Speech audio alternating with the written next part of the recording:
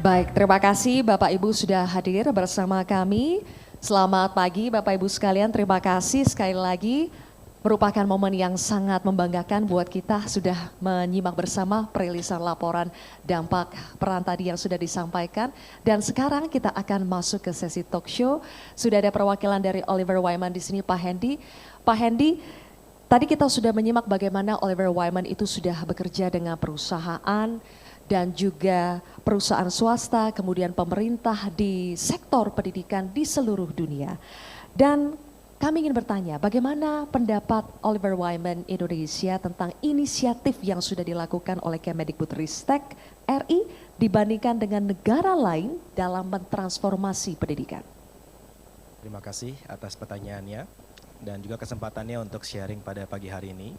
Pendapat kami dari tim Oliver Wyman untuk melihat inisiatif Kemendikbudristek yang sudah dilakukan benar-benar sudah on track dibandingkan dengan negara-negara lain. Walaupun tadi partner kami Claudia Weng sudah menceritakan bahwa perjalanan teknologi masing-masing negara itu berbeda. Di mana starting point negara lain mungkin sudah lebih lama dari kita. Sebenarnya juga ada kesempatan di mana kita mempunyai teknologi baru yang kita bisa manfaatkan dan juga kita bisa membangun platform PMN dan PMM dan juga mendistribusikan ke seluruh pelosok Indonesia itu menjadi kesempatan buat kita membuat dampak. Dan terutama juga dampak yang diberikan pada teacher, konsep untuk men-enable teachers atau pemberdayaan para guru dan juga kepala sekolah itu adalah konsep yang tepat dan juga apa yang diadopsi dari negara-negara lain yang kita lihat juga menghasilkan dampak yang sukses.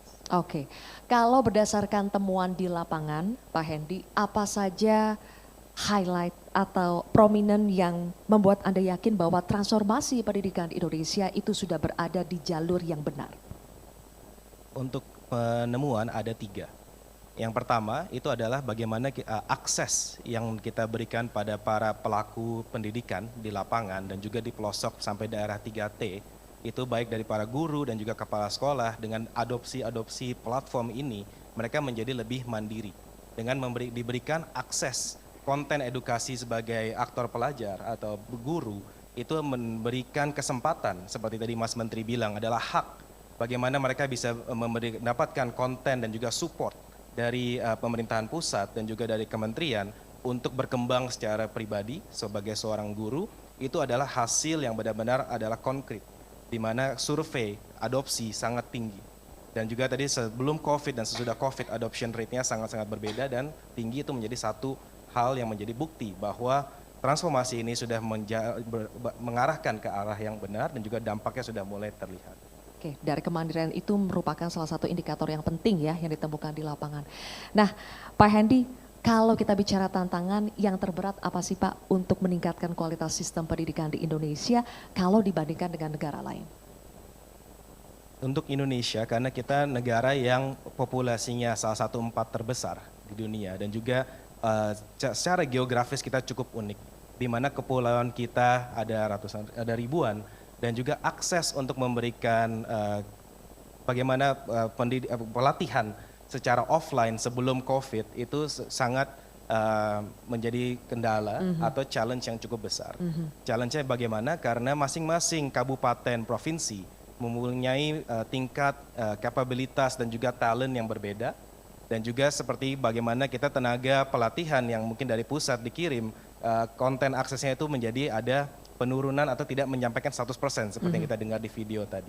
Dengan platform ini kita bisa memberikan konten secara online yang secara juga konsisten dan juga pada saat bersamaan. Tadi Mas Menteri juga bilang skala yang kita bisa dapatkan dari platform ini sangat-sangat membantu kita mengatasi challenge terbesar di mana negara kita yang hadapi.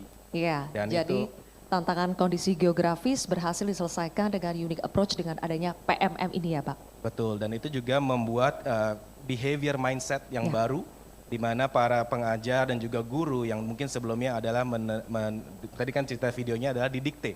Namun sekarang mereka jadi lebih ada inisiatif dan juga ada kebebasan untuk melatih diri mereka dan juga untuk berkreasi di lapangan sekolah-sekolah. Jadi yang dinamakan merdeka belajar itu benar-benar terwujud ya Pak? Tuh. Oke, baik. Terima kasih Pak Hendy. Sekarang saya akan menuju ke Pak Iwan dan juga Bu Nunu.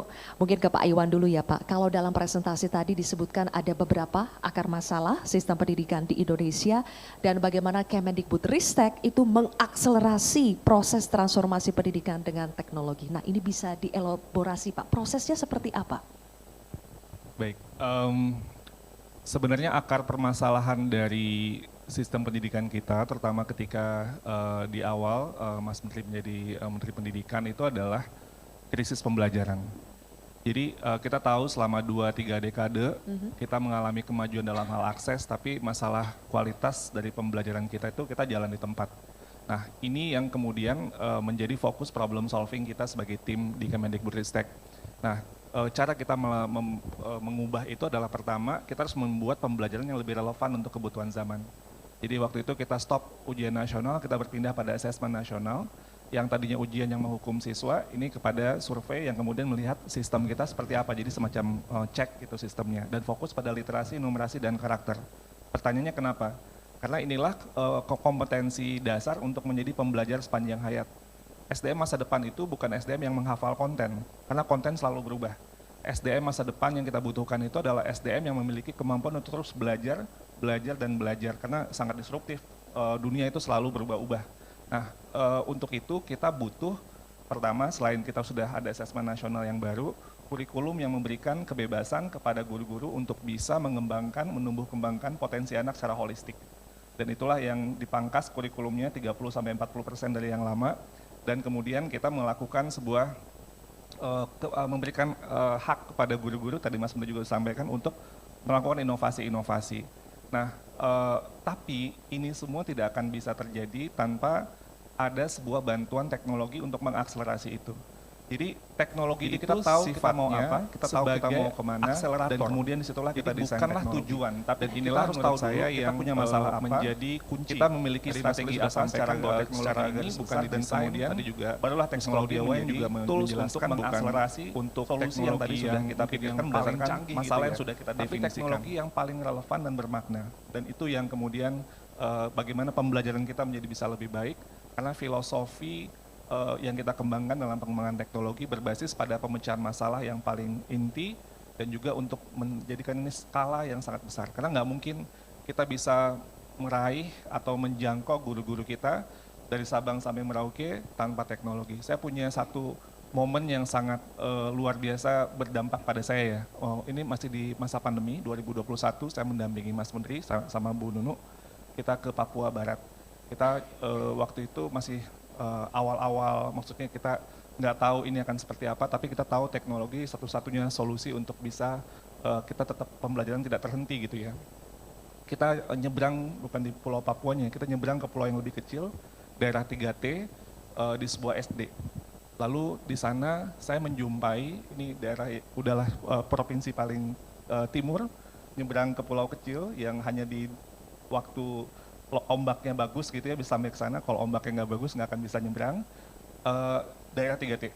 Jadi itu komplikasinya luar biasa. Saya menemukan 2 orang guru yang kemudian kita tahu dia sudah menyelesaikan 2 modul untuk bagaimana menghadapi pandemi dan strategi pembelajaran untuk melakukan assessment, diagnostik dan pembelajaran. Saya tuh kaget, ini di daerah yang sangat terpencil, terpelosok, tertinggal, tapi menemukan guru-guru kita itu yang memiliki resiliensi dan kemauan belajar sangat tinggi. Dan itu menurut saya, dan itu konsisten saya temui di berbagai tempat, ini menumbuhkan semangat dan saya yakin bahwa guru-guru Indonesia ini pasti bisa untuk menghadapi pandemi dengan baik. Jadi itu luar biasa sih. Baik, oke. Boleh kita kasih tepuk tangan dulu untuk Pak Iwan, terima kasih. Jadi pesan yang penting yang harus kita ingat bahwa teknologi itu bukan tujuan ya, tapi tools untuk bisa mengakselerasi kebijakan. Ibu Nunu, apa dampak signifikan yang dirasakan dengan hadirnya teknologi dari Kemendikbudristek ini khususnya bagi para guru? Baik, terima kasih. Tadi nambah sedikit ya, tadi masalah yang tadi sudah dijelaskan oleh Pak Iwan, tapi ada satu hal yang sangat mendasar ya, yang menurut saya sangat berubah itu adalah budaya budaya belajar guru ya. Jadi sebelumnya kita tahu bahwa sebelum ada Mas Menteri ini ya, mungkin setahun yang lalu, itu semua lembaga pelatihan itu adanya di Jawa. Jadi kita nggak ada lagi di luar Jawa itu tempat guru itu punya ekosistem belajar gitu. Dan kesempatan pelatihan itu menunggu surat tugas. Jadi surat tugas dari kepala dinas, dari kepala sekolah begitu. Dan yang punya hubungan dekat itu lagi yang berangkat. Iya. Sehingga kesempatan guru di seluruh Indonesia untuk mendapatkan kesempatan untuk belajar, meningkatkan diri itu tidak ada gitu ya. Dan sekarang sih di luar teknologi yang tadi dibahas kita juga sudah ada ekosistem belajar di setiap provinsi. Dan itu membuat ruang belajar yang berdaya dan saling menguatkan ada di setiap provinsi. Lalu terkait dengan pertanyaan tadi ya Mbak ya, jadi yang paling mendasar berubah adalah perilaku guru dalam belajar. Jadi kalau tadi angka itu memang sangat menakjubkan ya. Tadi di luar angka-angka itu yang bisa kita petik adalah bahwa kalau sebelumnya guru-guru itu enggan untuk belajar. Bayangkan kalau mau pelatihan harus ke Jawa, belajarnya banyak, mahal. Bahkan pelatihan online pun berbayar, kemudian harus menunggu surat tugas dulu, kemudian urut tua dulu, begitu. Yang muda-muda nggak dapat kesempatan, gitu. Sekarang ini siapapun jika ada keinginan, mereka bisa untuk meningkatkan kompetensinya. Dan apapun yang dilakukan itu adalah kredit bagi guru tersebut. Dan itu terekam dengan jelas di PMM.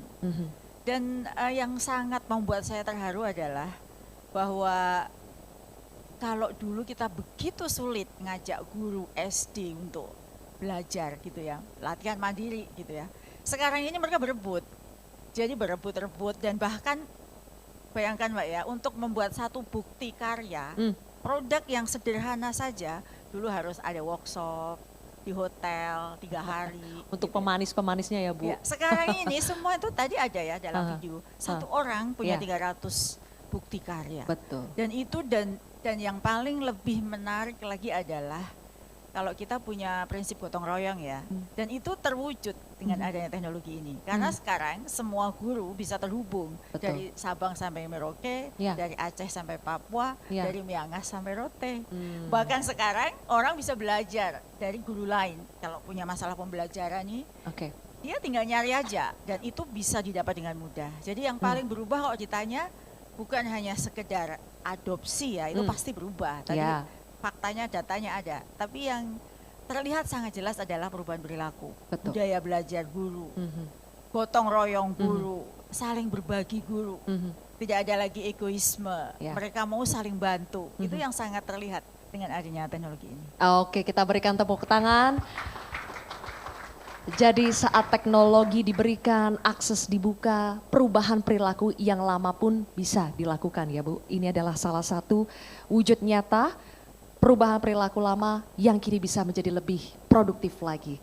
Baik, Pak Iwan, kembali ke Anda. Kalau kita bicara soal skala transformasi pendidikan melalui teknologi, bagaimana sih Pak skalanya karena hadirnya peran teknologi ini? Waduh, ini kayak tadi udah beberapa kali ya disampaikan ya.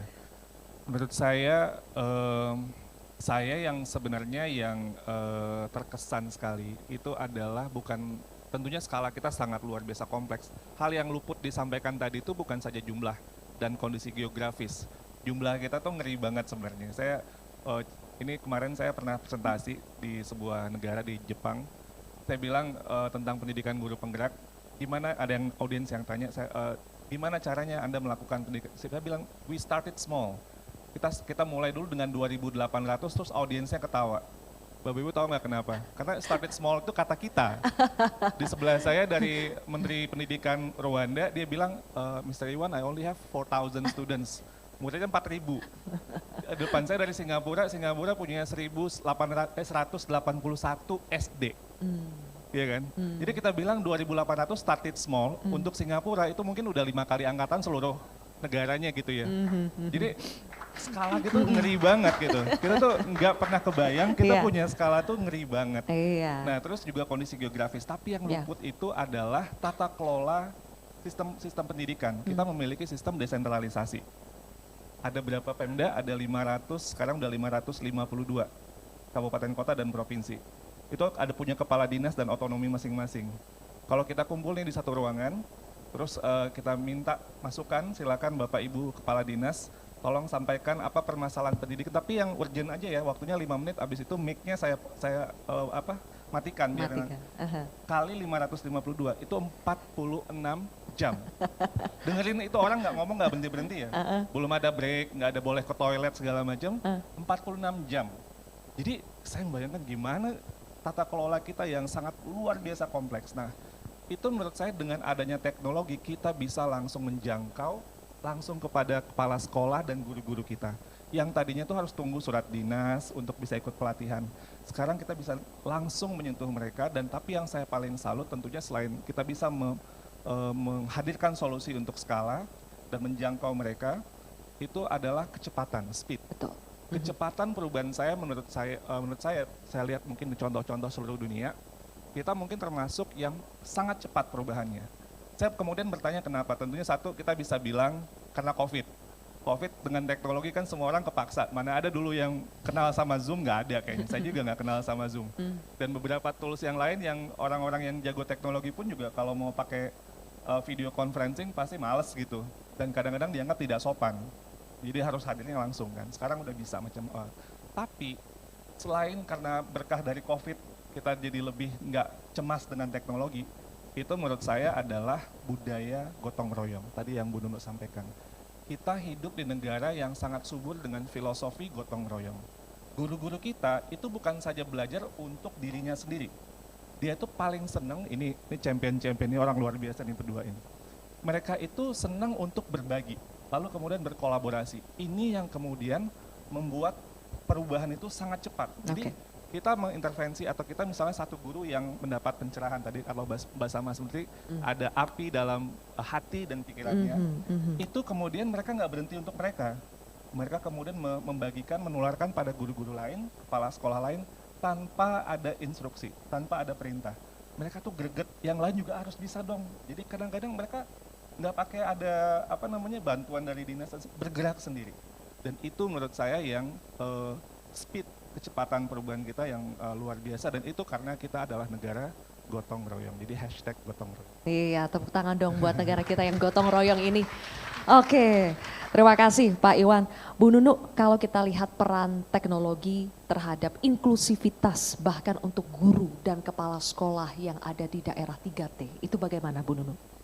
Iya, ini kadang sering jadi jualan yang paling menarik ya. Ini Mas Menteri bikin teknologi, mikir nggak ya guru-guru daerah 3T? Sebenarnya itu sama sekali nggak ada perbedaan ya. Jadi ini kita bisa melihat data bahwa guru-guru di daerah 3T itu bahkan bisa menikmati teknologi yang sekarang dikembangkan. Jadi pertanyaannya, kalau mereka nggak punya internet, di PMM itu tidak semuanya harus online, Mbak. Jadi ada 7 fiturnya yang bisa digunakan oleh guru-guru itu tanpa harus online dengan internet. Dan mereka bisa menggunakannya dengan baik, misalnya pelatihan mandiri, mereka bisa. Kemudian kalau mereka pengen tahu tentang capaian pembelajaran, kemudian tentang regulasi, tentang ATP, itu semua ada. Jadi sebenarnya dengan hadirnya teknologi ini bisa menyatukan, begitu ya. Jadi yang dikatakan bahwa teknologi itu hanya khusus mereka yang di kota, mereka yang punya saluran internet yang bagus, sekarang jadi terpatahkan. Karena PMM ini menyediakan kesempatan bagi semua guru, baik di daerah 3T untuk bisa belajar menggunakan apa yang disediakan oleh kementerian ini untuk mereka. Dan inilah yang tadi disebut tidak lagi inklusif, tidak lagi hanya untuk mereka saja, tapi siapapun guru di Indonesia bisa menggunakannya. Oke, baik. Terima kasih Bu Nunu. Dan sekarang saatnya kita mendengarkan cerita-cerita langsung dari para pelakunya. Sudah ada pejuang-pejuang kita, ada Bu Herta di sini dan juga Ibu Dewi Soraya. Saya akan ke Bu Herta dulu ya. Sekali lagi Bu Herta ini dia dari Tapanuli Utara, Sumatera Utara, SDN 173136. Bu Herta, di tengah keterbatasan, di tengah kondisi geografis, apa yang membuat Ibu akhirnya terus aktif menggunakan platform-platform teknologi ini? Baik, terima kasih. Saya sebelumnya mau mengucapkan terima kasih dulu kepada tim PMM. Karena kalau bukan karena PMM saya nggak bakalan bisa bertemu langsung dengan Bapak Menteri, kemudian dengan Ibu Nunu dan Bapak Iwan juga di sini. Saya sangat terharu sekali. Seandainya bukan karena PMM, mungkin saya harus nunggu dulu perintah dari dinas baru. Sementara ini kemarin saya minta surat jalan dari dinas, mereka justru heran, ibu dapat perintah dari siapa katanya. Saya dapat email dari tim PMM karena ya saya nggak tahu apa kelebihan saya, maka saya dipanggil. Nah ternyata proses saya belajar itu ternyata direkam. Jadi justru karena ini membuat saya semakin ingin berbuat lagi gitu. Saya mungkin termasuk tenaga guru yang kemarin dikatakan kategori gaptek Pak, karena saya tamatan SPG nih. Kalau untuk yang namanya IT itu saya nggak tahu. Tapi dengan adanya PMM, saya mengenal banyak. Kita kasih tepuk tangan dulu dong buat Bu Herta. Mengenal banyak, saya jadi mengetahui apa kekurangan saya sebagai guru. Ternyata memang itu sebagai guru itu harus beradaptasi. Beradaptasi dengan perkembangan sekarang digital, maka sedikit banyak saya harus tahu mengajarkan digital kepada anak. Dan semuanya difasilitasi di PMM begitu. Jadi ketika kita masuk di PMM itu, kita bisa memberikan pembelajaran yang lebih bermakna kepada anak didik kita dan juga bisa mengembangkan diri kita sendiri gitu. Karena kalau dulu kan kalau ingin tahu nih mengenai materi ini diberangkatkan dulu pelatihan. Tapi itu pun kalau kita diberangkatkan oleh dinas, kemungkinan pelatihannya nggak cocok dengan yang kita inginkan. Sementara di PMM kita bisa pilih materi mana yang lebih bermakna untuk kita sesuai dengan posisi kita guru di mana begitu. Jadi sangat-sangat bermakna sekali sebagai kami, apalagi guru yang ada di desa. Ternyata kami bisa juga berbuat sama dengan guru-guru yang di kota. Luar biasa, Bu Herta, kita kasih tepuk tangan lagi dong.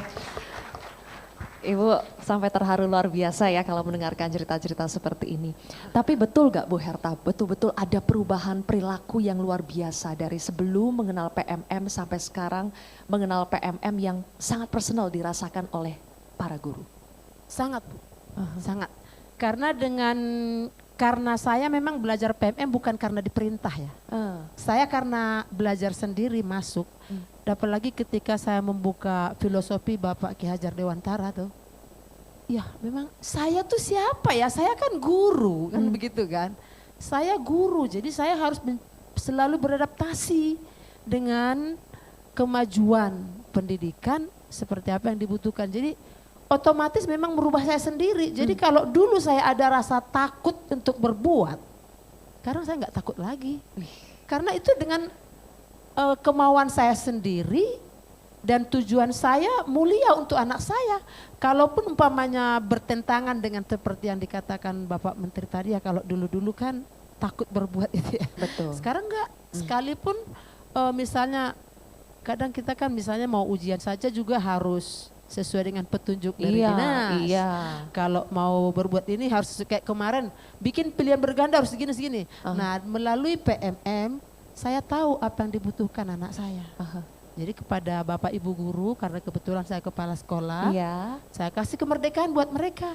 Saya katakan, Bapak Ibu yang tahu keberadaan muridmu.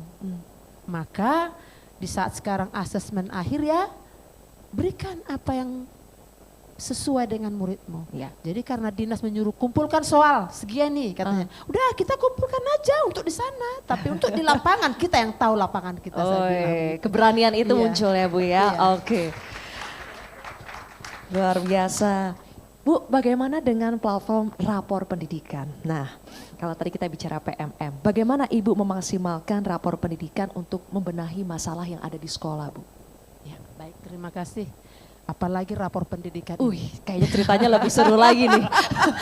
Ya, saya sangat terbantu dengan adanya rapor pendidikan.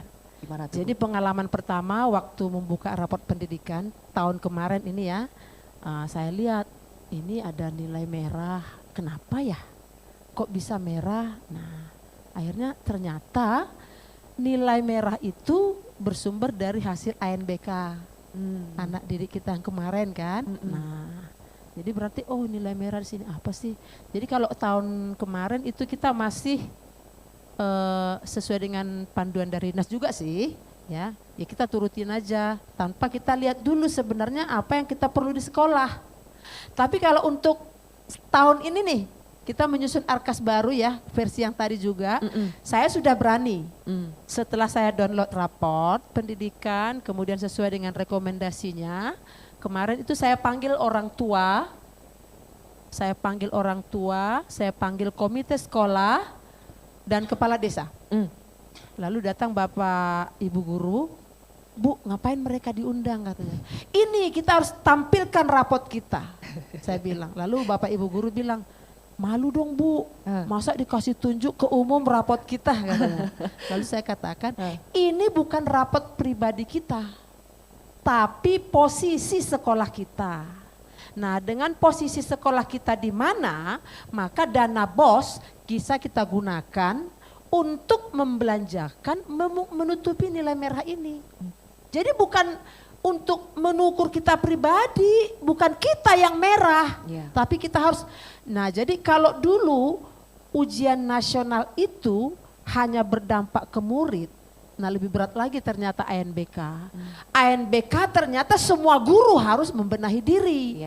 Itu kata saya. Jadi akhirnya jadi kita nggak perlu malu, enggak. Lalu kemarin saya panggil, saya undang orang tua, saya undang kepala desa, saya undang juga Bapak komite, jadi kami adakan rapat. Jadi semua saya kasih dulu nih kan nilai merahnya, mana yang jadi prioritas, di numerasi di ini.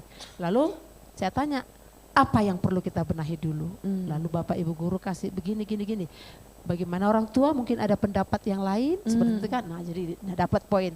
Tapi udah kita keluarkan dulu nih yang rutinitas, yang misalnya untuk honorer. Jadi kan sudah kelihatan berapa lagi uang yang mau kita gunakan. Jadi setelah adanya raport pendidikan itu, saya nggak takut lagi meletakkan dana BOS posnya kemana. Itu saya merdeka meletakkan itu selama saya bisa mempertanggungjawabkannya. Mantap. Jadi sangat membantu sekali rapat pendidikan itu. Oke, dari segi transparansi Bu ya. Oke, kemudian juga akhirnya muncul keberanian itu untuk membuka rapor pendidikan itu sebagai bagaimana mengidentifikasi masalah. Jadi betul-betul on point. Apa yang harus diperbaikinya jadi lebih tepat sasaran. Terima kasih Bu Herta, luar biasa sekali ceritanya, kita kasih tepuk tangan lagi ya. Sekarang kita menuju ke Ibu Dewi Soraya, Kepala SD Inpres Tangko Kabupaten Mamuju Tengah, Sulawesi Barat. Ibu Dewi ini sebelumnya pernah menjadi bendahara sekolah, Bu ya, guru penggerak, sekarang menjadi kepala sekolah. Apa perbedaan yang Ibu Dewi rasakan sebelum dan setelah menggunakan platform Merdeka Mengajar? Terima kasih Bu. Sedikit informasi bahwa Sulawesi Barat itu provinsi ke-30 sekian ya, dia provinsi baru. Apalagi kabupaten saya, Kabupaten Mamuju Tengah itu juga pemekaran. Jadi betul-betul daerah saya itu adalah daerah transmigrasi.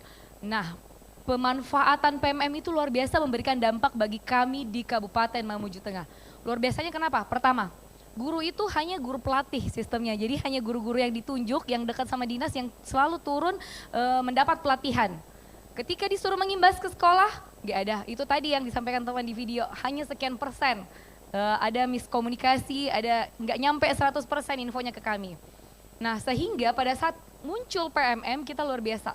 Kita berbondong, kita semangat nih untuk belajar mengenai modul-modul atau topik-topik yang ada di PMM. Bahkan teman-teman yang bukan guru penggerak itu pun disiapkan di PMM, topik diferensiasi, topik budaya positif.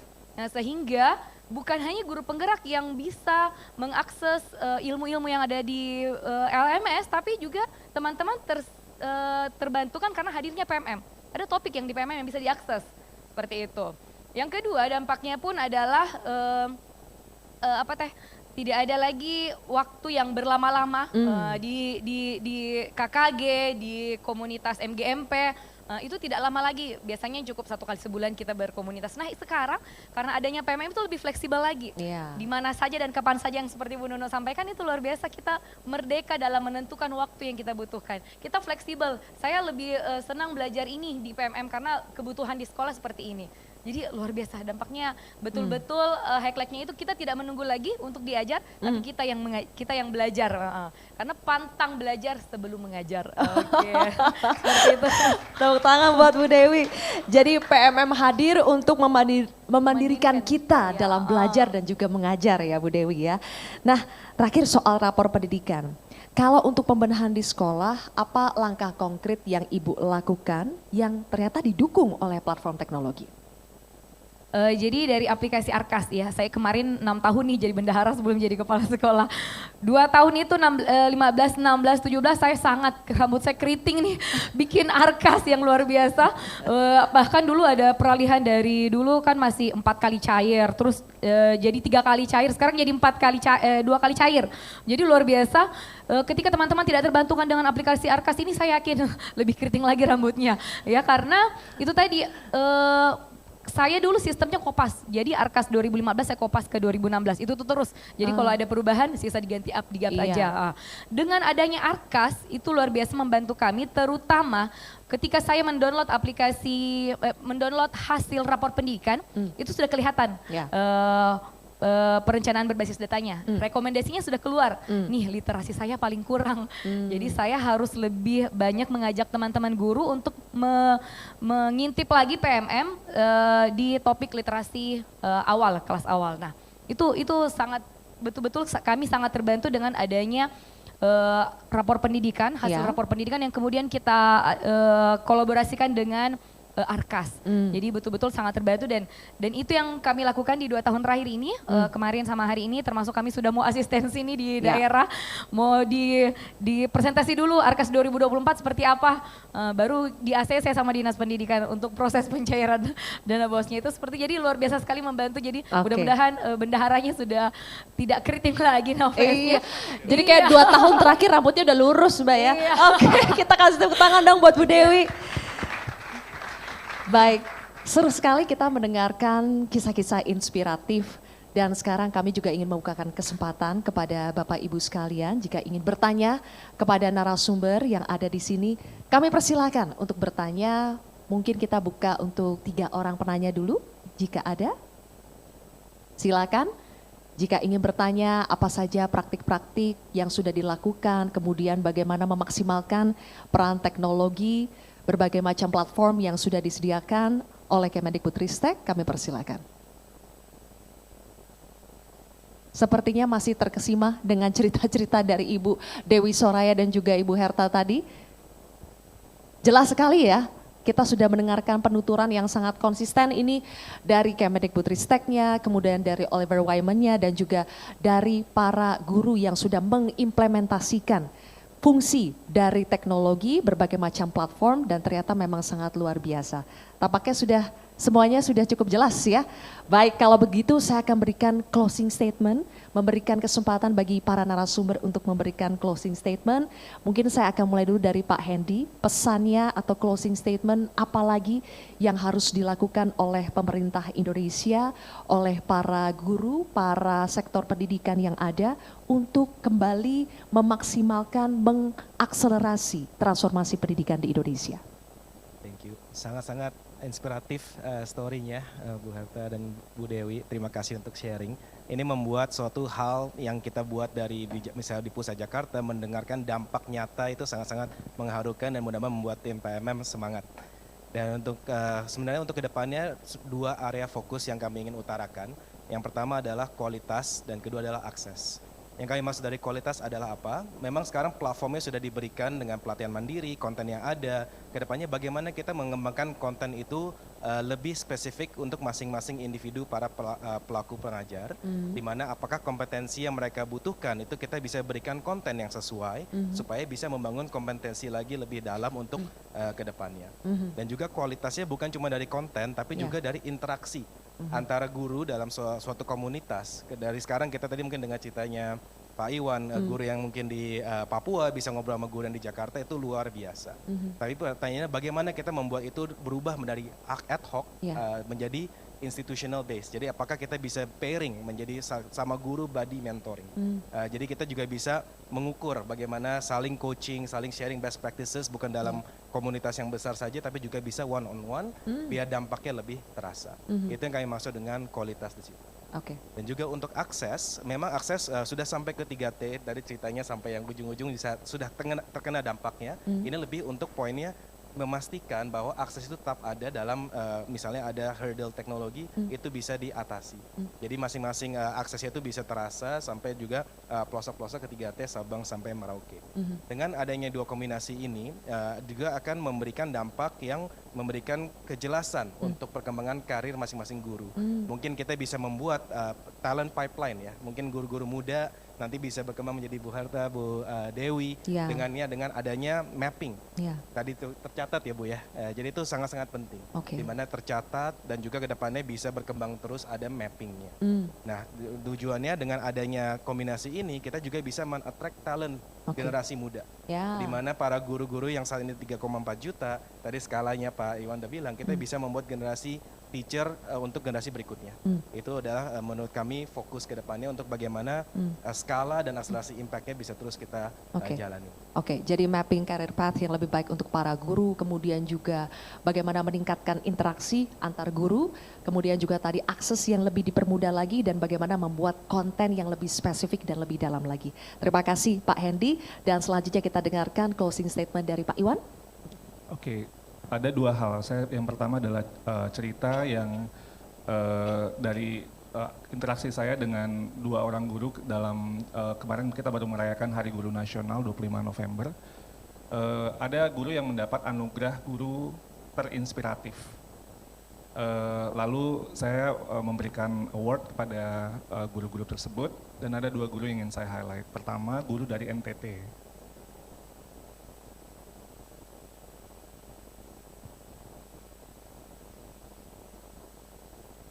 Ketika saya tahu bahwa inspiratif itu adalah guru yang paling bagus menggunakan teknologi. Terus ibu ini bilang sama saya, matanya berkaca-kaca, karena dia nggak nyangka dia menang gitu ya. Pak, saya dari daerah 3T. Terus saya kaget, yang menang penggunaan teknologi se-Indonesia 5 terbaik, ini ada dari daerah 3T. Saya tanya, Ibu kenapa bisa menggunakan teknologi dan terutama dia bilang platform PMM. Kenapa bisa Bu? Kalimatnya cuma, saya mau belajar Pak. Saya meng-highlight kata-kata mau, kata mau. Itu adalah kuncinya Bapak Ibu semua. Guru-guru kita memiliki kemauan yang luar biasa. Kita sering meng-underestimate guru-guru kita, mereka tidak mampu. Tapi kuncinya sekarang ini bukan masalah kesempatan seperti tadi yang disampaikan, tapi kemauan. Itu sebenarnya filosofi Ki Hajar Dewantara ya. Ing Madio Mengengkarso.